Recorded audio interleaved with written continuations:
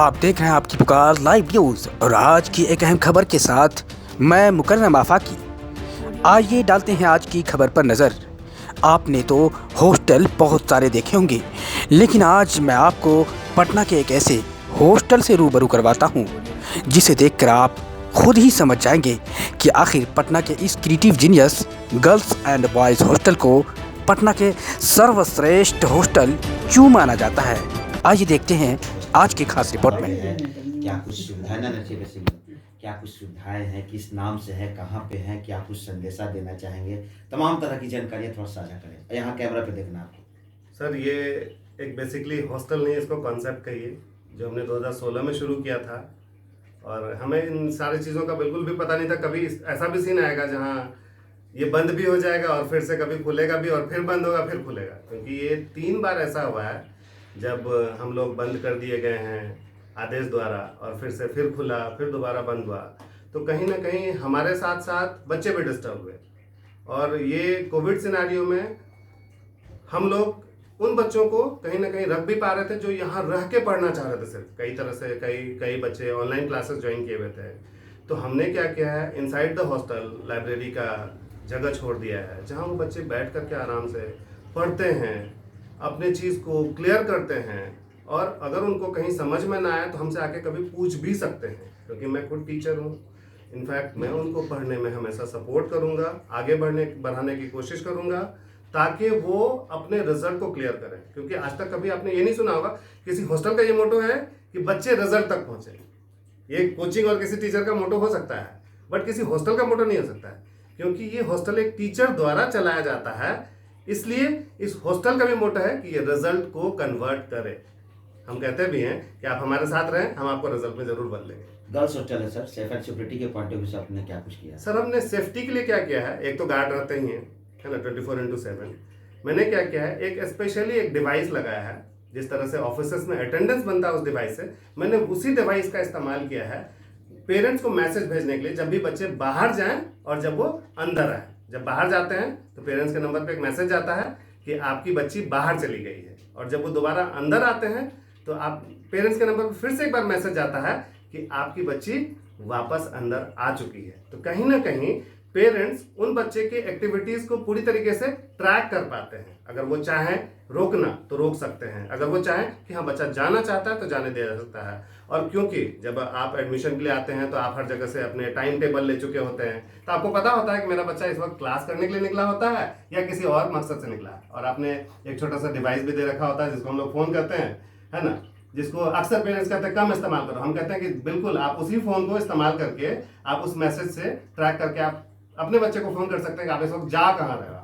कहीं ना कहीं बच्चा अगर किसी भी चीज़ के लिए मतलब फालतू बाहर निकला है तो वो हिचकिचाएगा और वो वापस हो जाता है। विगत 2 सालों से लगातार कोविड प्रोटोकॉल चल रहा है, कोविड आया हुआ है, कितने आर्थिक संकट से आप जूझ रहे हैं यार, क्या कुछ कहेंगे इसके बारे में? सर, इस चीज़ के लिए तो हम क्या ही कहें कि ये किसी से छुपा हुआ नहीं है कि आज हॉस्टल की स्थिति क्या बन के रह गई है। इस कोविड में खुलना बंद होना, खुलना बंद होना, कहीं ना कहीं एक तरह से पूरी तरीके से तोड़ दिया है इस इंडस्ट्री को।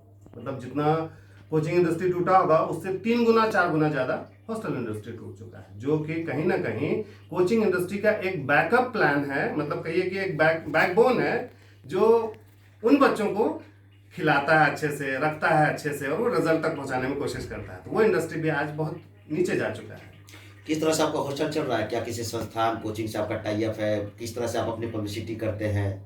मैं खुद एक टीचर हूँ और मैं खुद क्लासेस लेता भी हूँ, और पहले तो बहुत ज़्यादा ही क्लासेस लिया करता था, और पूरे बिहार भी घूमता हूँ सेमिनार्स के लिए। तो मैं किसी कोचिंग से जनरली टाई अप नहीं करता हूँ। कोशिश रहती है हमारी कि माउथ पब्लिसिटी या फिर लोग हमें ढूंढ कर यहाँ तक आए, हमारे कॉन्सेप्ट को जानकर यहाँ तक आए। कैसे ढूंढेंगे आप? ऑनलाइन हमारा प्रेजेंस है, आप अगर गूगल पे डालेंगे तो वहाँ आ जाएगा। आप फेसबुक, यूट्यूब, इनफैक्ट इंस्टाग्राम, इन सारे जगह आप सर्च करेंगे तो हम लोग वहाँ पर किस नाम से? किस नाम? क्रिएटिव जीनियस गर्ल्स हॉस्टल के नाम से। कहाँ पे है ये आपको गांधीनगर जमुना अपार्टमेंट गली में मकान नंबर 72 में स्थित है गर्ल्स का। और एक हमारा इसी के साथ साथ क्रिएटिव जीनियस बॉयज हॉस्टल भी चलता है, जो आनंदपुरी मकान नंबर 26 में है, मनोरमा अपार्टमेंट के पास। परिचय दे दीजिए। मेरा नाम अहमद नवाज है, मैं कॉमर्स का टीचर हूँ। मेरा सब्जेक्ट है बिजनेस स्टडीज़ और कंप्यूटराइज्ड अकाउंटिंग। पिछले 2007 से मैं पटना में पढ़ा रहा हूँ। क्या आगे कुछ आपकी प्लानिंग है इंस्टीट्यूट खोलने की इस हॉस्टल के अंदर? सर, उससे बेहतर है कि बच्चों को गुरुकुल स्टाइल में रख करके अगर पढ़ाया जाए तो ज़्यादा वो फलते फूलते हैं। क्योंकि जब आप कोचिंग इंडस्ट्री में जाते हैं तो वहाँ क्या होता है कि आप 2 घंटे या 4 घंटे पढ़ा सकते हैं, लेकिन हम जिस कॉन्सेप्ट को लेकर के चले हैं कि यहाँ 24 घंटा आप बच्चे पे निगरानी रख करके उसको कहीं ना कहीं कुछ ना कुछ एक्टिविटी में इन्वॉल्व करके आप उसको आगे बढ़ा सकते हैं। बच्चों लोगों को आजकल फाउंडेशन पसंद नहीं है। हाँ बिल्कुल, आपकी ये बात 100% सत्य है कि फाउंडेशन बिल्कुल पसंद नहीं, लेकिन मैं उन बच्चों के लिए बिल्कुल काम नहीं करता हूँ। मैं उन पेरेंट्स के लिए काम करता हूँ जो वो यहाँ तक लाके छोड़ते हैं और जो आपके पीछे पैसे खर्च कर रहे हैं, उन्हें तो फाउंडेशन पसंद है, तो मैं उनके लिए काम करता हूँ, बच्चों के लिए बिल्कुल भी नहीं।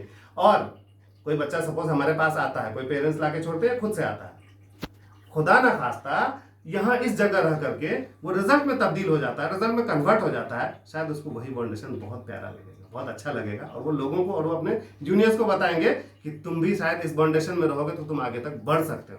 क्योंकि ये फाउंडेशन आज चंद लम्हे की आज़ादी है जो हमारे मतलब क्या कहें, फ्यूचर को आबाद तो नहीं कर सकता है बट बर्बाद जरूर कर देगा। हॉस्टल की क्या कुछ खासियत है? लगातार फाउंडर कह रहे हैं कि बहुत अच्छी सुविधाएं दी जा रही है, बिल्कुल घर तरह और सेफ एंड सिक्योरिटी का। एक लड़की के पॉइंट ऑफ व्यू से आप खुद को यहाँ पे सेफ महसूस करती है? क्या कुछ सुविधाएं हैं, थोड़ा सा बताइए।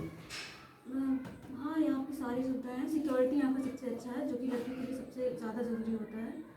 और यहाँ पे सब कुछ अवेलेबल है जो हम लोग को चाहिए। हम लोग को बाहर जाने की जरूरत नहीं पड़ती किसी भी चीज़ के लिए। किस तरह का सिक्योरिटी है?